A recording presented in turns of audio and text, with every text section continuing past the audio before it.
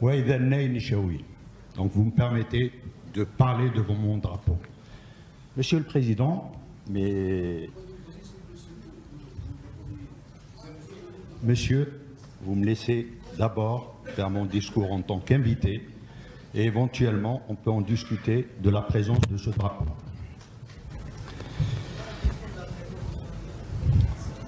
Monsieur le Président, corrigez, c'est pas la question de la présence du drapeau Chaoui qui est gênant. Au contraire, il y a aussi le nom.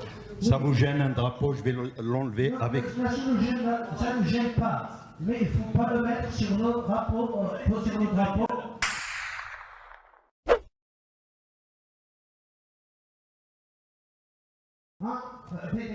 Monsieur, je ne tiens pas à polémiquer, le voilà, je l'enlève, il n'y a pas de souci.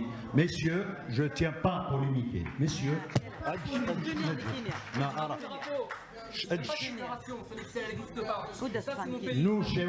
nous, Chaoui, nous appartenons à la grande famille amazigh.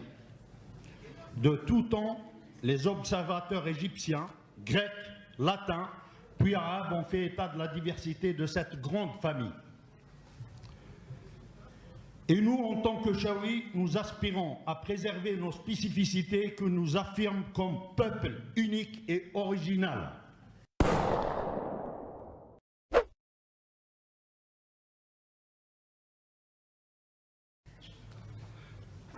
Nous sommes pour l'unité de Temzra. Donc il fallait attendre que je dise mon discours, Monsieur le Président. Nous sommes pour l'unité de Temzra. Mais cette unité ne pourra se faire au détriment de la diversité et la pluralité de la grande famille amazigh, comme tous et toutes présents ici. Certains de nos frères aspirent à devenir des nations, tels que nos frères kabyles, nos frères républicains rifins et nos frères de l'Azawad. D'autres se contentent de revendiquer leur autonomie, comme nous les Chaouis et nos frères mozabites du mouvement autonomiste du Mzab, dont le représentant est actuellement prisonnier politique. Le MAC, le mouvement autonomiste Chaoui, mène le combat pour l'autonomie du pays Chaoui.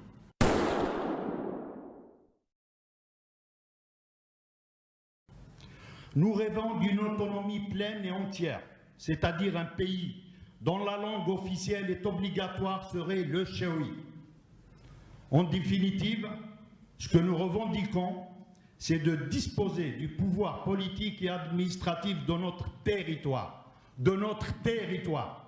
Nous ne parlons pas au nom des Amazirs, je suis en train de parler au nom du peuple Chaoui.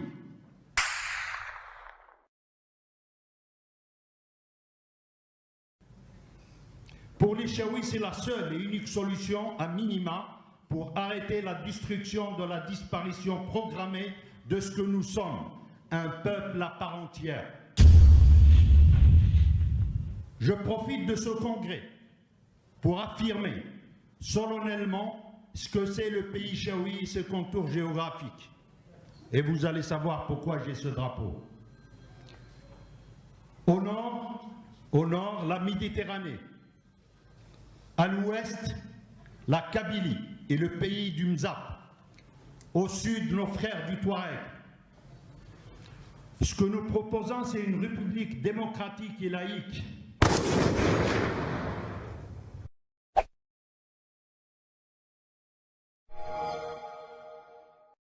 هل بالصدفة أن كل الحركات الانفصالية الناطقة بالفرنسية هي لائكية تفصل الإسلام عن الدولة؟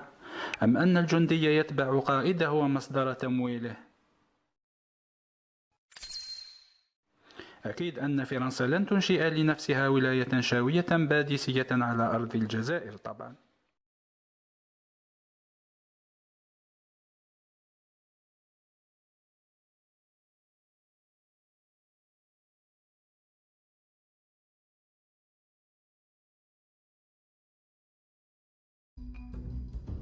Je le répète, Temazigh n'est pas une langue. J'ai assisté personnellement à une discussion entre un Norvégien et un Danois. Ils se comprenaient parfaitement dans leur langue respective. c'est presque la même. Et pourtant, ils ne disent pas, c'est le germanique. Quand vous prenez les langues latines, c'est la même chose. Entre l'espagnol et l'italien, il y a 50% d'intercompréhension.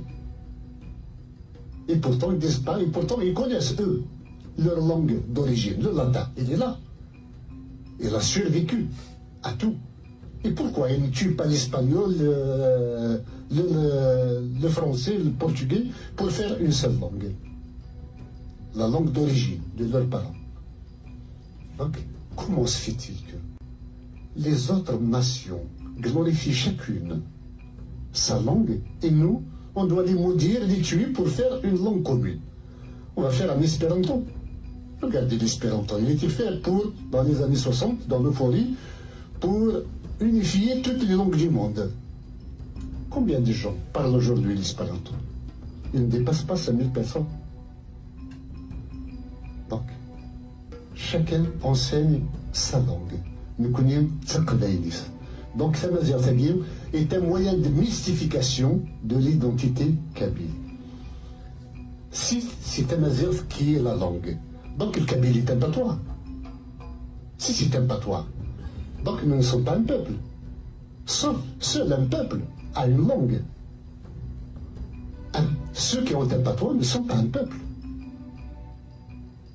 J'ai été scandalisé quand des scientifiques kabyles parlaient de variante berbère. C'est quoi variante berbère? On a peur de dire que c'est une langue. C'est du mépris et vraiment du colonialisme même que de dire que Thamazigh c'est une langue. Non. Le Maroc a essayé, avec l'IRCAM, d'unifier les langues berbères, de les standardiser. On parle même de standardisation en Algérie, même à l'échelle de tous les Amazirs. Standardisation de Thamazigh. Comment on va standardiser? Chacun a une langue à part.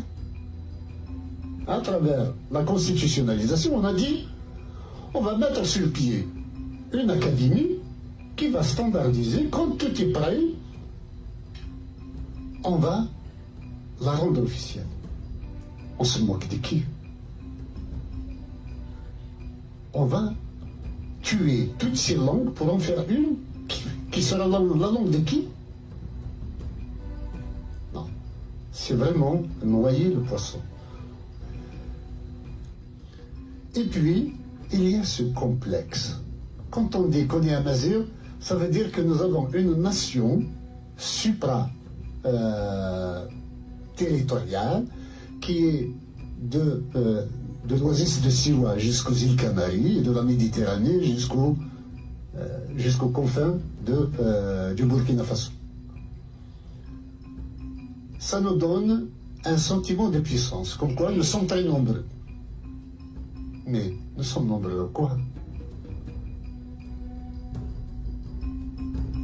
Nous sommes tous conscients que l'arabe n'est pas notre langue et que nous avons le droit de la contester.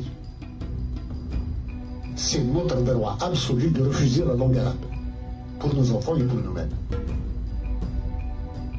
Donc nous n'avons pas besoin de nous cacher derrière l'arbre amazigh pour affirmer l'être kabyle.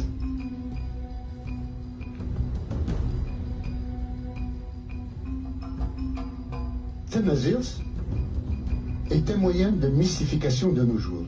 Elle a servi de bouclier contre l'arabisation à une époque donnée. Cette époque est révolue maintenant. Thamazigh, je le répète, Thamazigh n'est pas une langue.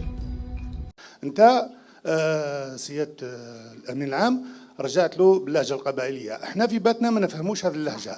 أين محلنا من تعميم اللغة الأمازيغية؟ هذه واحدة. ثانيا، اللغة التي يراد تعميمها في المدارس هي لهجة قبائلية بكوادر قبائلية. أين نحن من هذا التعميم؟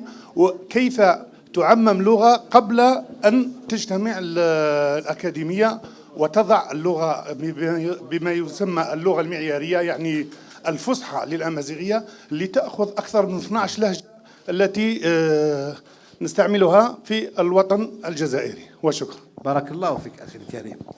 خلينا نتكلم باللغة اللي نتفاهموا بها كلنا، لكن نضيف لك معك حق. أنا شخصيا نفهم خاوتي من اللوراس نسبة 25%.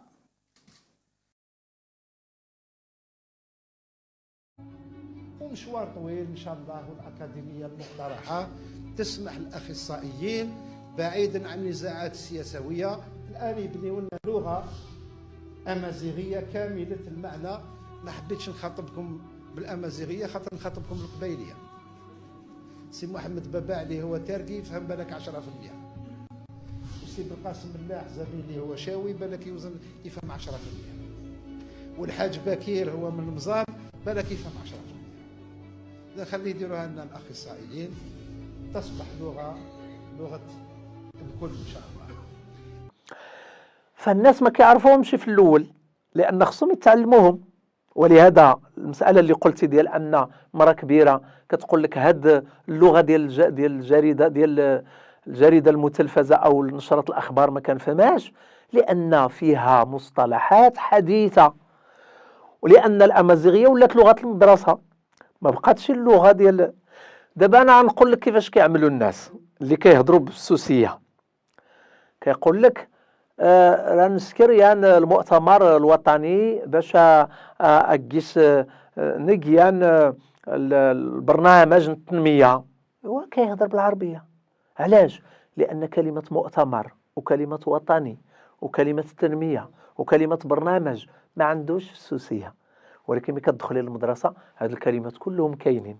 إذن الوالد ديالي والوالدة ديالي ما غيفهموش الأمازيغية الحديثة. قضية الأمازيغية كانت عرفت في سنة 2001 إدخالها في الدستور كلغة وطنية. سيادة رئيس الجمهورية أخذ بعين الاعتبار الواقع في الميدان. الواقع في الميدان هو أن اللغة الأمازيغية ما زال في حاجة إلى عمل أكاديمي وتاع خبراء لجعلها لغة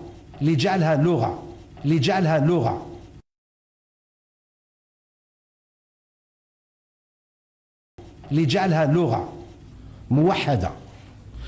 نصارحوا بعضنا بعض منذ سنة 95 والأمازيغية تدرس في المدارس، لكن عندما ننظر إلى الواقع تدرس في منطقة ولاية تيزي وزو بجاية بالقبائلية، تدرس في ولايات الأوراس بالشاوية إلى آخره. ما هي اللغة الأمازيغية التي أجبر الطلبة على أن يقرأوها؟ في تيزي وزو أنا أجبر الطالب أن يقرأ أن يتعلم بالقبائلية. هل يمكن أن أجبر المزابي في غردايا أن يتعلم القبائلية؟ يستحيل.